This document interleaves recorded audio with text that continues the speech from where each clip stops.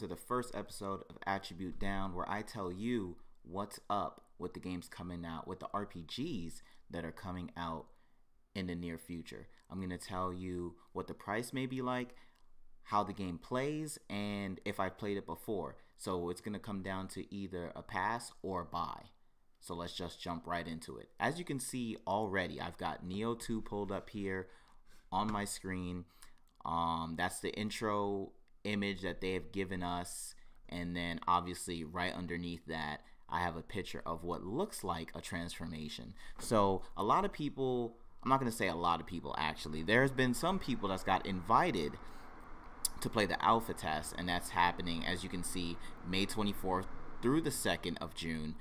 They got their hands on it. I believe Maximilian got a chance to play it and is currently playing it. I saw he was streaming it the other day. So it looks pretty similar to the first one. I'm not sure who the main character is, but as you can see by the second picture, there is going to be a transformation, aka Devil Trigger. So that's something to be hype about. So it looks like it's going to be a pretty solid game. I mean, if you played the first one, you definitely like this one. So let's just wait and see what happens when they give us a release date, because there has not been one slated yet. Moving right along, yes, as you can see, Star Ocean First Departure R has been announced for PS4 and for Switch. Hopefully this year. I believe it's just a port, so it shouldn't take that long to come out, but you know Square Enix, so they're capable of a lot of whatever. But hey, it's not gonna look like that, but this is just an idea of what the game is going to look like. If you've never played Star Ocean before, definitely YouTube it, check it out. But First Departure R, that released on PSP a little while ago, is what we're going to be getting, and it should be amazing. This is before the Star Ocean took like a little dive, I like to say, because the last good one was Till the End of Time. But that's just my opinion. Maybe you guys like Last Hope or even the last one that came out, but I know, aside from the battle, not much of a fan. I feel like the price for this is going to be around $30 or $40. 40 might be getting a little carried away, but again, Square Enix. So let's hope that it comes out rather soon, because this game is a definite cop. All right, Dragon Quest. Now, there's a few Dragon Quest games that have dropped recently. The most recent one is going to be Dragon Quest 11, which is amazing. Turn-based RPG. Can't go wrong with that. Story's amazing so far. Music, not the best, in my opinion, but still, you know, it fits. It definitely fits. The game is amazing. And the other one is Dragon Quest Builders 2. Now, which could this be? Because I know a lot of people are still wondering if we're going to have that Dragon Quest 11S, which is the Switch version, and it comes with extra stuff. So a lot of people are wondering if the PS4 is going to get that. I myself am wondering, not sure. The news, we might get news for it at E3, of course, but we're going to get a surprise, I believe, in like the next Jump magazine. So look forward to that.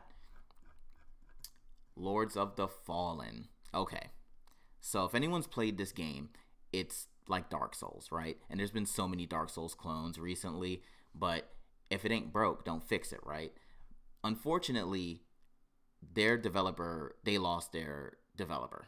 Or I guess they parted ways with the people that they were working before, Defiant Studios.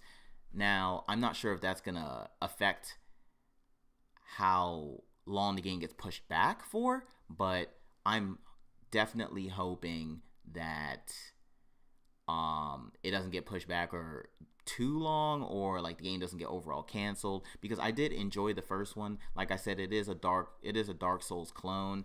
Of course, they've done it in their own way, where I believe there was like 3 classes in the first one. You can get magic, of course. You can be a warrior or like a thief, kind of, with like swift actions, dexterity builds, so on and so forth. It's definitely a good game.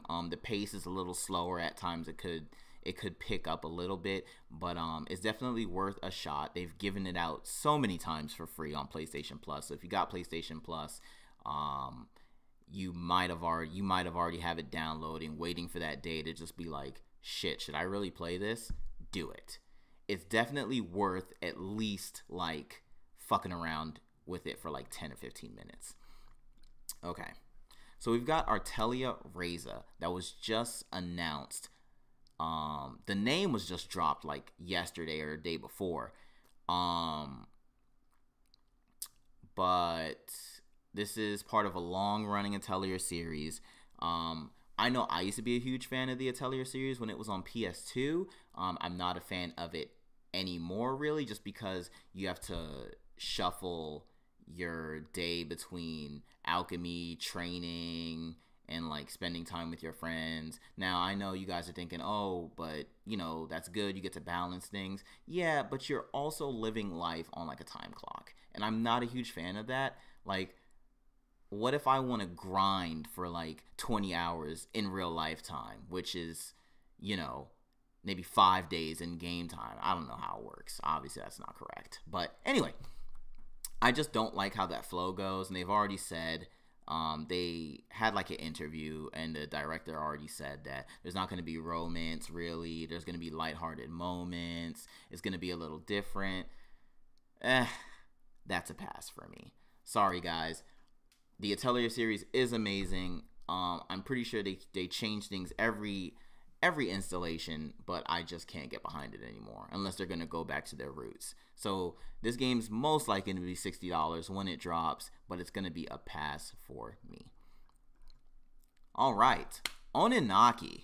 Now, this is dropping, like it says here, August 22nd for PS4 and Switch in Japan, slated for summer for West. Now, this is from that group of people that did I Am Setsuna, and I forgot what the second title is. If you can remind me in the comment section below, that'd be amazing. But they've seemed to hit their stride on that second game, which is great.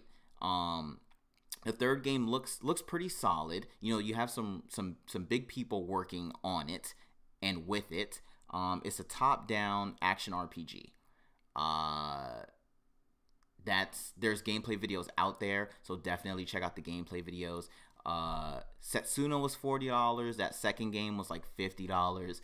Oh my god, it keeps raising every time, if I recall correctly. This one, I hope they keep it in the $40 to $50 range. I'd prefer more $40, of course, but I wouldn't be surprised if they try and just slide that $60 in there. I'm very excited for this game just because of who's working on it, the Chrono Trigger writer.